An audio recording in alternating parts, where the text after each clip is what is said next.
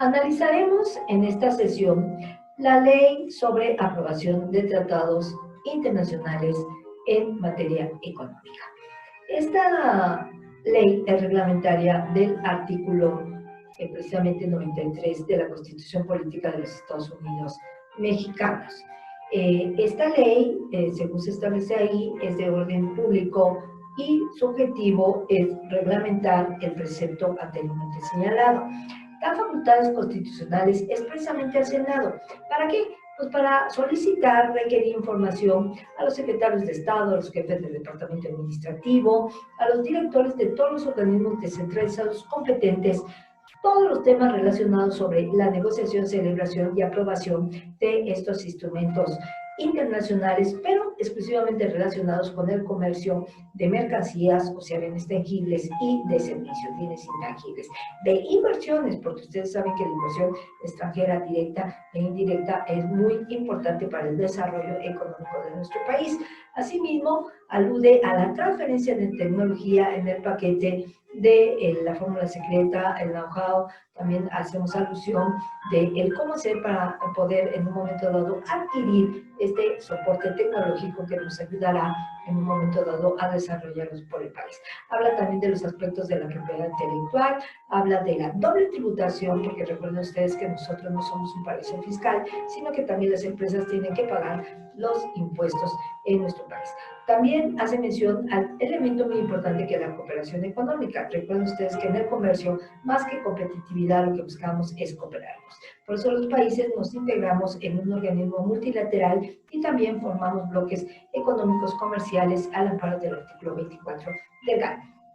Aunado a esto, no se maneja en cuerdas separadas, sino va todo correlativo, va haciendo vínculo con las diversas materias y todo lo que se refiere a las anteriormente señaladas.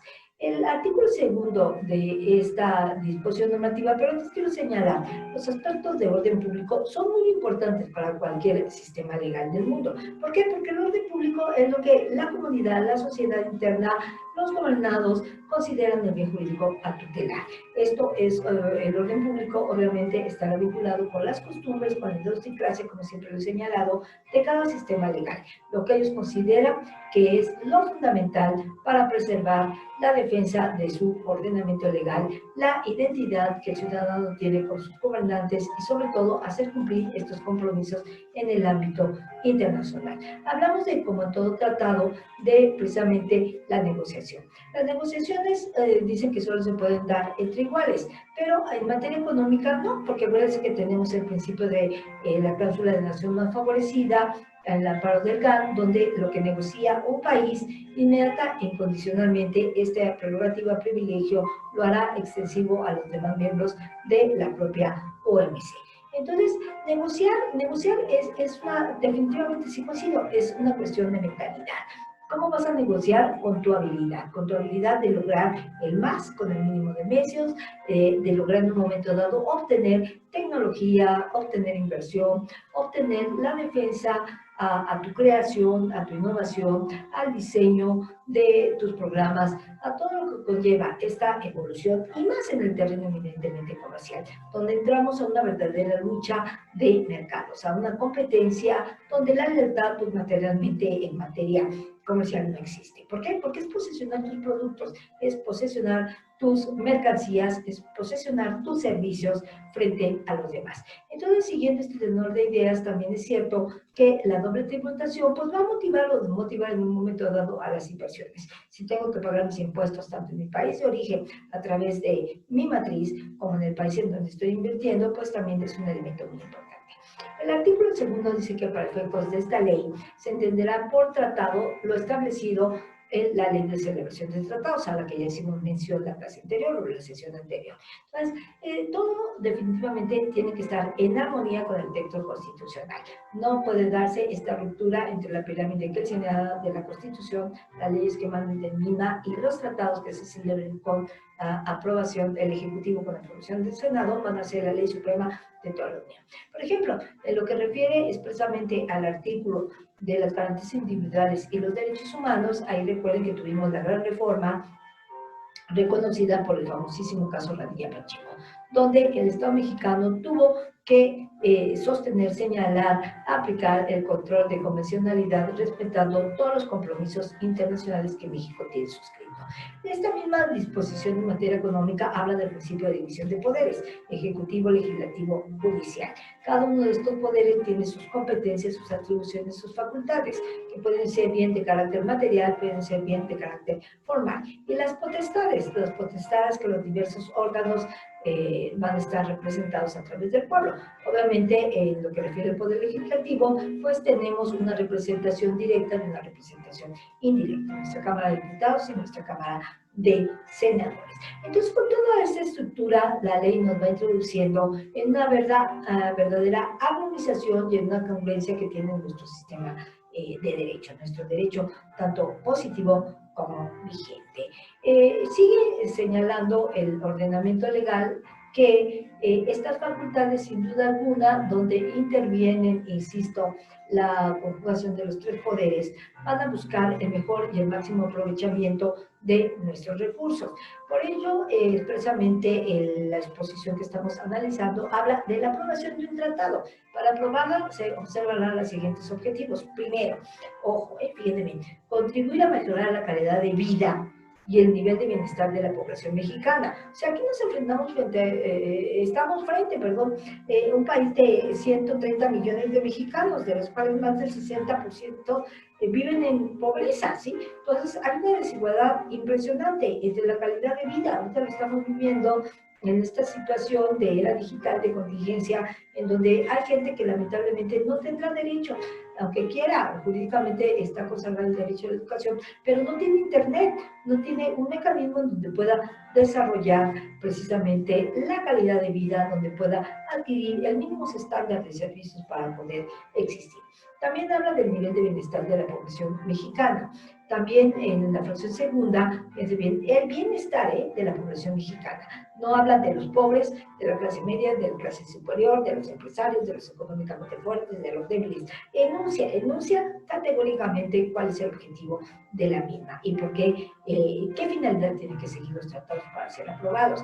Habla de propiciar el aprovechamiento de los recursos productivos del país, o sea, impulsar a los exportadores, impulsar la productividad, promover definitivamente el acceso de nuestros productos, de nuestras mercancías, como nacionales, productos de la región, productos nuestros en todos los mercados internacionales. De aquí la importancia que México ha tenido y tiene al buscar nichos de oportunidad, al celebrar al amparo del artículo 24 del GATT el establecimiento de zonas económicas, al haber deseado en el año de 1985 entrar precisamente a la suscripción del GATT como parte contratante, no así lo hizo en 1947, pero sí esta preocupación desde haber reformado su texto constitucional, incorporar el famosísimo capítulo económico, donde ya hablaba de áreas estratégicas y actividades prioritarias, donde hablábamos de un sistema de planeación democrática, donde estábamos precisamente ya enfocados a entrar a este comercio,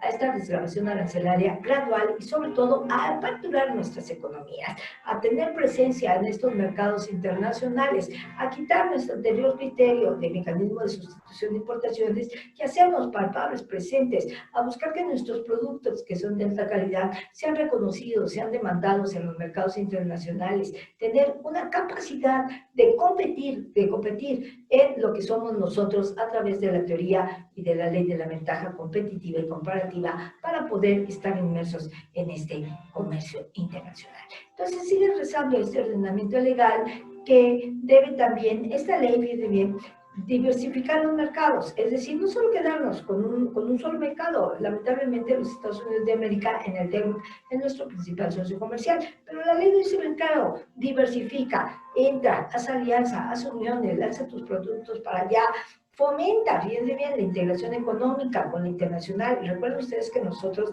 somos suscriptores en el año de 1960-62, para ser exactos, del Tratado de Montevideo, en donde buscamos una alianza con nuestros hermanos, misma lengua, mismo continente, misma posibilidad de hacer un intercambio de nuestros recursos.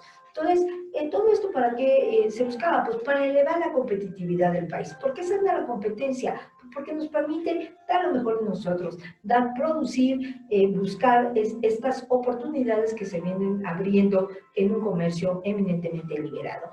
También habla la ley de promover la transparencia en las relaciones comerciales internacionales y sobre todo un pleno respeto al principio de política exterior.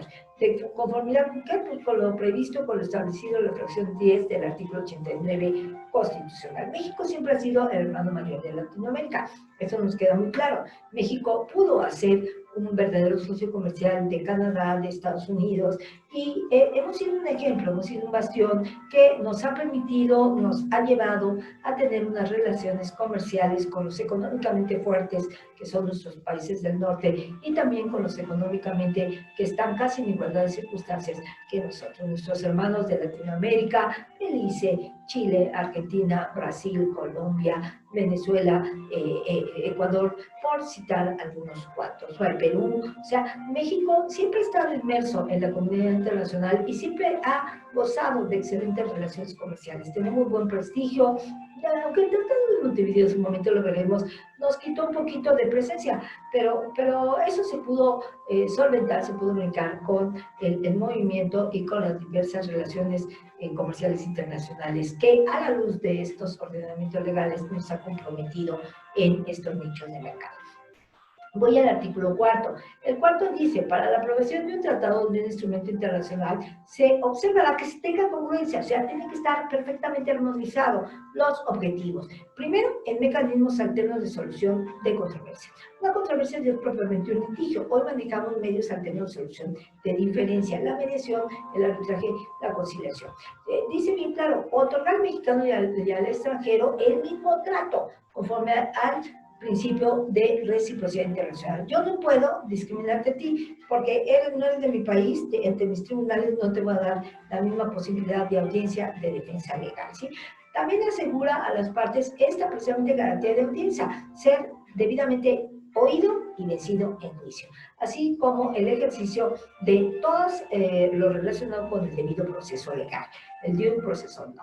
Garantizar la composición precisamente de sus órganos con decisión y sobre todo que sean imparciales, que no tengan un interés particular por defender ni en defensa de la producción nacional ni en defensa del importador o cualquier otro tercero interesado o llamado en caso de que tengamos que irnos a los tribunales para solventar nuestras diferencias. Es muy importante remarcar que en materia comercial nosotros tenemos la figura de los paneles. Tenemos el procedimiento interno a través de la propia revisión cuando se establece una cuota compensatoria por una práctica desleal. Tenemos a la vez el recurso de revocación, el juicio de nulidad y hasta el juicio de amparo. Y simultáneamente tenemos los paneles. Esta posibilidad de formar panelistas de los países que están en la controversia, dos de cada país y un tercero en discordia. Y la famosa recusación a la que ya hemos hecho alusión en anteriores situaciones. Ojo, el debido proceso legal tiene que dar la certeza y la seguridad que demandan los países. Recuerden ustedes que aquí estamos hablando de miles de millones de dólares, miles de millones de euros, estamos hablando de personas morales, e incluso podemos hablar hasta de personas físicas, pero en realidad estas controversias van de estado a estado, que es una responsabilidad comercial y económica. Entonces debe de estar perfectamente sostenida, perfectamente tutelada la imparcialidad y la protección legal que estas partes requieren. ¿Qué es la garantía de audiencia? Pues ser oído y vencido en juicio, que se respeten las formalidades esenciales del procedimiento, que tengas un lapso de tiempo para poder alegar lo que a tu derecho corresponde. También habla este mismo precepto de toda la materia de prácticas desleales, que ustedes recordarán, el dumping, la sumisión, porque la salvaguarda no se considera una práctica desleal, es una medida de alivio. Dumping, que es introducir mercancías por debajo del precio del valor que tienen en su mercado de origen. Y la sumisión, pues precisamente es ese subsidio que un Estado le otorga a determinados productos por considerar importante para su desarrollo económico. Habla de fomentar la libre concurrencia, o sea, no habrá prácticas monopólicas, ni duopolio, ni oligopolio, ni cártel, ni holding, ni cualquier otra situación que se establezca un acaparamiento en pocas manos de unos productores de la mercancía del bien o del servicio que se está prestando. También habla asimismo de que se va a fomentar, ojo, un respeto a los derechos de la propiedad intelectual. Aquí ya estamos entrando a los derechos de la propiedad industrial y a los derechos de autor, que ustedes saben que estas dos materias fueron incorporadas específicamente a través del Acuerdo sobre Derechos de la Propiedad Intelectual que se generó a raíz de la entrada en vigor de la Organización Multilateral de Comercio. Estas dos prácticas desleales tan conocidas como son el dumping y la subvención, pues es muy común que se cometan en el comercio internacional. Ojo, hay que diferenciar entre un dumping y una subvaloración en aduana. Acuérdense que en el segundo caso es lo que se declara ante la aduana que corresponde precisamente al pago de el impuesto de un arancel, mejor dicho, para poder introducir esa mercancía.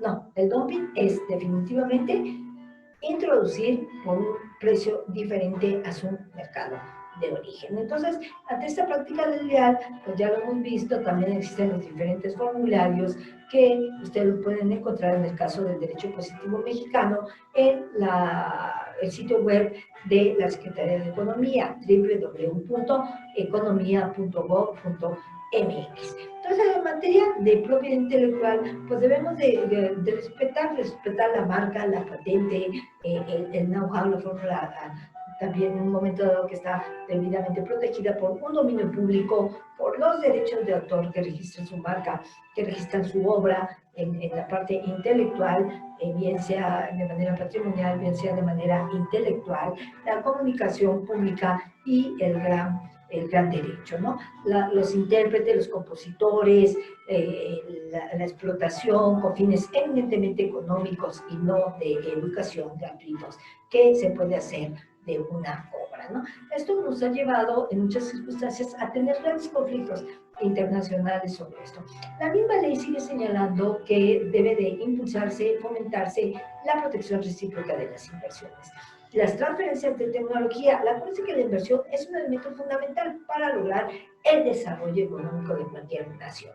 Al transferir tecnología, ¿qué buscamos? Solamente captarla de los países altamente desarrollados. La tecnología gira de una manera vertiginosa, es muy dialéctica. Hay un movimiento importantísimo desde los diseños gráficos, lo estamos viendo en los celulares, en las computadoras, en todos los paquetes tecnológicos, virus, antivirus, todo lo que conlleva esto, ¿no? También habla de generación, difusión y aplicación de conocimientos científicos. Ahora estamos viendo una época de pandemia muy vertiginosa que está buscando desesperadamente obtener una vacuna. Entonces, la ciencia no puede quedar rezagada, también tiene que estar protegida. Tiene que haber un verdadero reconocimiento de los avances científicos y tecnológicos que todo país necesita, específicamente en el caso de México. Se habla de eliminar o reducir los obstáculos, que no sean tanto los técnicos al comercio, las famosas barreras arancelarias, no arancelarias, y sobre todo que exista una incompatibilidad de estos obstáculos con la disposición del ordenamiento legal interno, así como todos los compromisos internacionales que hemos contraído en calidad del Estado mexicano. Habla también de prever las normas de los tratados que consideren las asimetrías, las diferencias, los desequilibrios, todas las medidas correspondientes para compensarlas. ¿Por qué? Porque es muy común, si bien es cierto que en Latinoamérica todos hablamos el mismo idioma, también es cierto que hay un verdadero distanciamiento. Nosotros no tenemos la situación económica de Haití, no tenemos la situación económica de algunos otros países que lamentablemente están económicamente menos desarrollados que nosotros. Y finalmente, en su producción séptima, habla de los demás objetivos que corresponden a la propia naturaleza que tiene este instrumento internacional. O sea, fíjense qué importante, ¿no? Necesitamos inversión, necesitamos desarrollo de tecnología, recepción de tecnología, necesitamos proteger los derechos de la propiedad intelectual, necesitamos abatir todos los obstáculos técnicos que puedan presentarse al recibir esta tecnología. Habla ya en el artículo 5, expresamente señala los procedimientos de información sobre la celebración de tratados. Textualmente señala que al inicio del periodo ordinario de sesiones, el Senado, a través de sus comisiones competentes, obviamente si nos vamos a la materia económica, nos vamos a la materia cultural, nos vamos a los tratados de derechos humanos, a los tratados sociales, dependiendo de cuál sea la materia en la que se está suscribiendo este compromiso internacional. Nos va a requerir un informe de las Secretarías de Estado, o también existe la obligación de cualquier organismo que forme parte de la Administración Pública Federal que represente a México. En el momento en que se da conocimiento que empiezan las negociaciones formales que requieren todos estos instrumentos internacionales. O sea, vean cómo existe esa obligación de conectarnos, de saber, de informarnos, de requerir todos los documentos, toda la información, todo lo que sea más benéfico para lograr el mejor compromiso a la luz de los informes, a la luz también de la propia estructura que tiene la ley orgánica, que tiene la administración pública en sus niveles, ¿no? Me parece que la Organización Pública en México es de órganos centralizados, descentralizados, órganos desconcentrados, hablamos de entidades, unidades y dependencias que la conforman.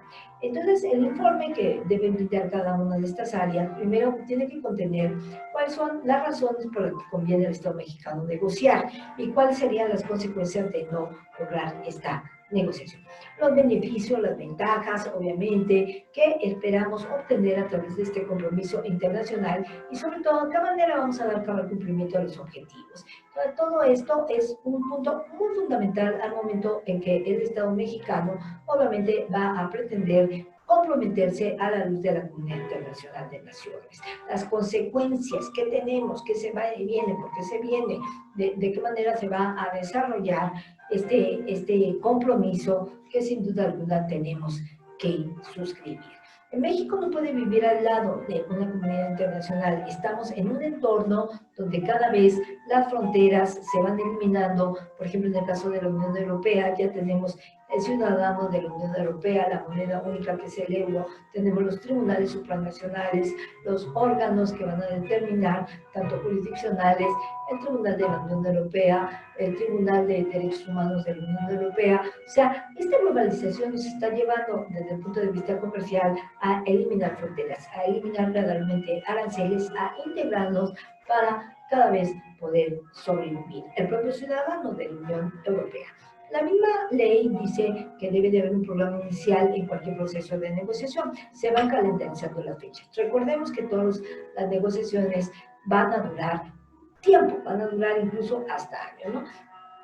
Entonces, las comisiones que estarán, en este caso, determinadas de acuerdo con la naturaleza o la materia de cada tema en lo que a cada tratado se refiere, tendrán que proponer un informe, crear para cada tratado una subcomisión plural que dará seguimiento, revisará, propondrá acciones, tanto legislativas, recabará información sobre el estado que guardan estas negociaciones, entrevistará a servidores públicos, a representantes de grupos. También la misma ley dice que tienen que estar muy al pendiente de que estos grupos sean de interés porque les afecte, porque les beneficie a los peritos, cualquier otra persona que pueda aportar todos sus conocimientos y toda la experiencia para permitir una adecuada y certera negociación que obviamente nos beneficie como país, como gobierno, como Estado. Entonces, siguiendo este tenor de ideas que la propia ley va señalando, va analizando y va precisando, llegaríamos en un momento dado al siguiente artículo. Ojo, en todas las etapas de un proceso de negociación, el tiempo vale oro. Tiene que ser una agilidad, no cualquiera puede negociar. Algunos dicen que son más buenos para negociar nosotras las mujeres, pero otros dicen que no, que los hombres son más buenos para negociar. Aquí no importa el género, aquí lo que importa es el objetivo, las consecuencias, las ventajas que para nuestro país este instrumento internacional nos puede traer. Luego el artículo 6 dice que con base en la información sobre el avance de las negociaciones, las comisiones se turnan, ¿no? Turnan el informe y si es necesario que intervengan las subcomisiones, también ellos van a participar. Habla de las secretarías de Estado, cualquier organismo de la Administración Pública Federal, con antelación tienen que participar para poder revisar sus informes y sobre todo ir viendo el resultado que va generando cada una de estas negociaciones. Hay instrumentos que han sido de carácter multilateral, como fue cuando México se adhirió a la Organización Multilateral de Comercio, que ha sido trilateral, por ejemplo, en el caso del Tratado denominado TEMEC, hay otras que son con la propia Unión Europea, donde ahí hay una negociación en bloque, donde precisamente nosotros recibimos los productos, las mercancías, los servicios que vienen de este bloque comercial, el más grande que existe en el continente europeo, en el mundo entero. No hay un bloque tan fuerte. Territorialmente, pues está el famoso BRIC, ¿no? Que lo integra Brasil, China, África, y Rusia, ¿no? El famoso BRIC. Pero en realidad nosotros no pertenecemos propiamente a ese bloque comercial, pero sí tenemos un tratado, el segundo más importante, con la Unión Europea. Entonces, en el informe que salga de la comisión, de la subcomisión, tienen que recalcarse los siguientes puntos. Primero, los beneficios de esta negociación, los alcances de la misma, los compromisos que vamos a adquirir como país, las normas legales y administrativas que definitivamente tendremos que modificar, porque hay una realidad aquí muy cierta.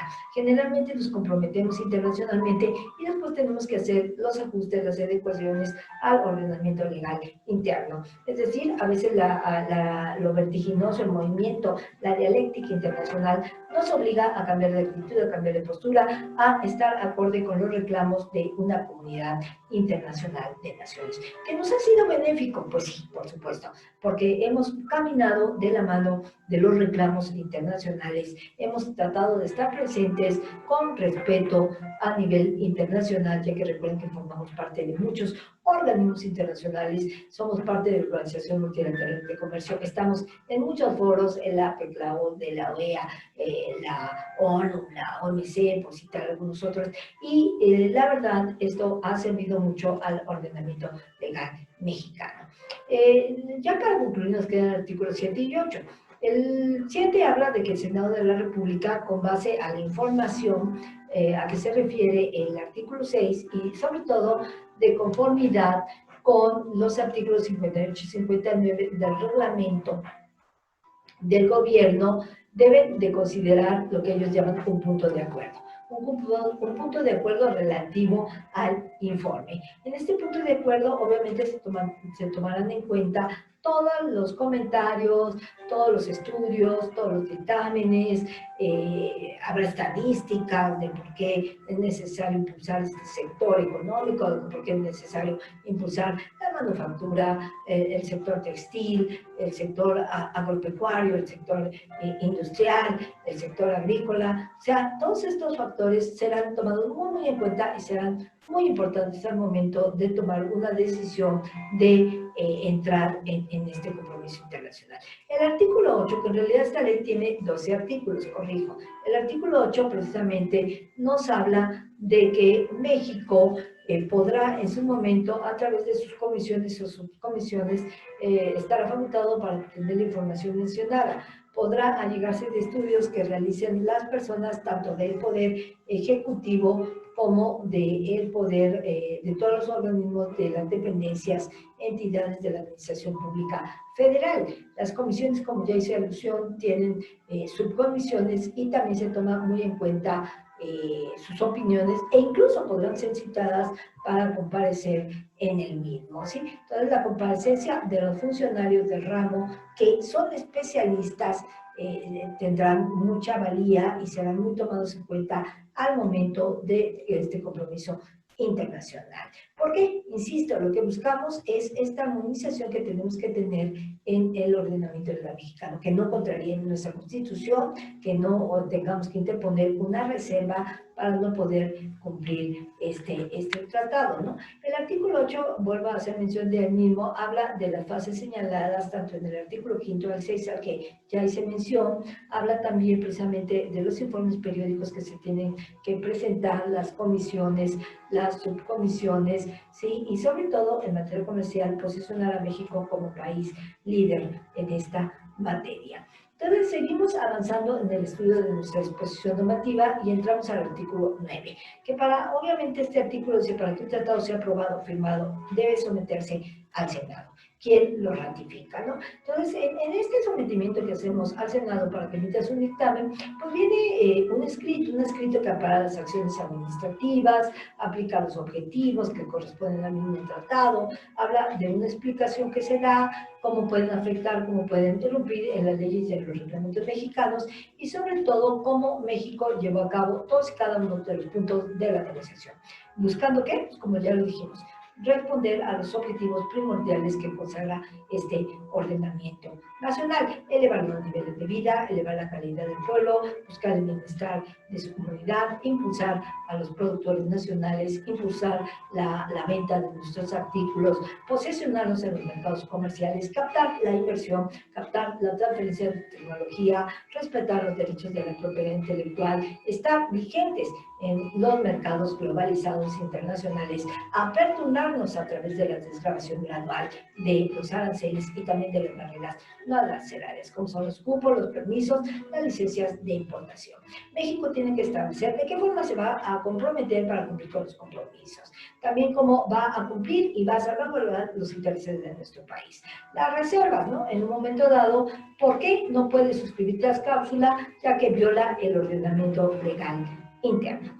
Asimismo, sigue señalando este ordenamiento legal que es muy importante que ningún instrumento internacional, ninguna cláusula definitivamente violente nuestro orden normativo fundamental. ¿Cuál es? La Constitución.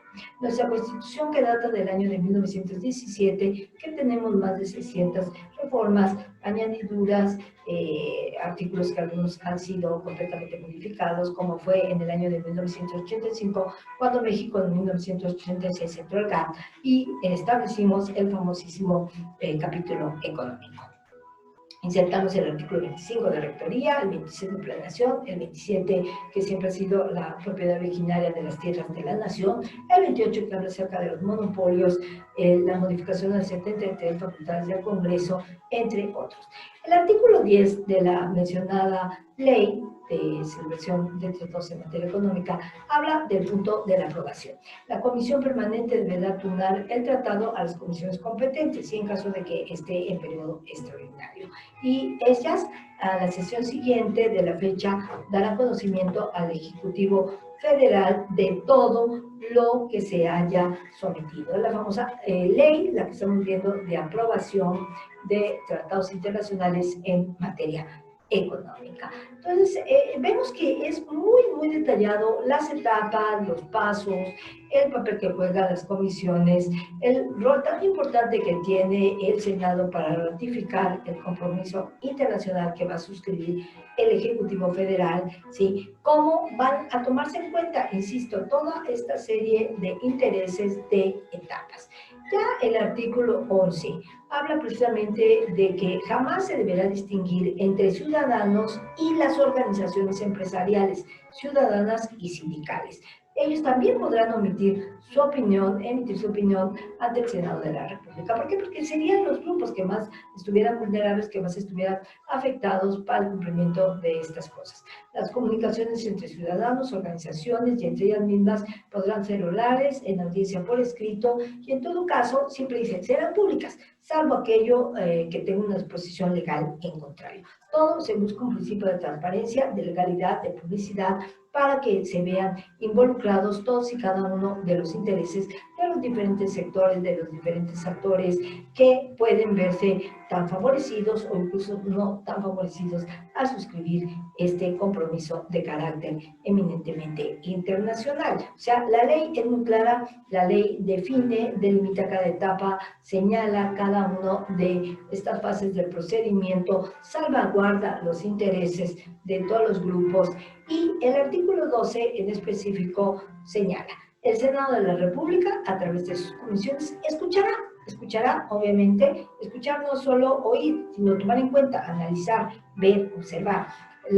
¿Qué va a esperar? Pues las propuestas que le hagan llegar y que presenten también, así como fuera la parte de los ciudadanos, empresarios y todos los demás grupos, e incluso hasta los sindicatos, también tomar en cuenta los que presenten los gobiernos y los congresos legales. ¿Cuál es su finalidad? Pues que todas las partes sean precisamente oídas, sean tomadas en cuenta, sean tomadas en consideración, porque el Estado mexicano resolverá sobre dichos aspectos. Ya en el artículo 16 habla sobre las disposiciones generales, el cálculo de los plazos y términos, y sobre todo hace una estrecha vinculación con lo que prevé el artículo 74 de la propia Ley Federal del Tratado. Recuerden ustedes que para nosotros nos critican mucho en el ámbito internacional que nuestro sindicalismo pues no es muy ad hoc, ¿no? Que tutelamos muchísimo al trabajador, aunque los salarios no están muy acorde con las necesidades económicas y el aumento inflacionario de nuestro país. Lo cierto es que el sindicato en México tiene gran presencia, que el sindicato no está, digamos, muy acorde con los parámetros institucionales, tienen también ellos el derecho de huelga. Bueno, el artículo 14 dice que en todo lo que no esté dispuesto en la presente ley se aplicará supletoriamente en la ley de comercio exterior. Recuerden ustedes que ya la analizamos.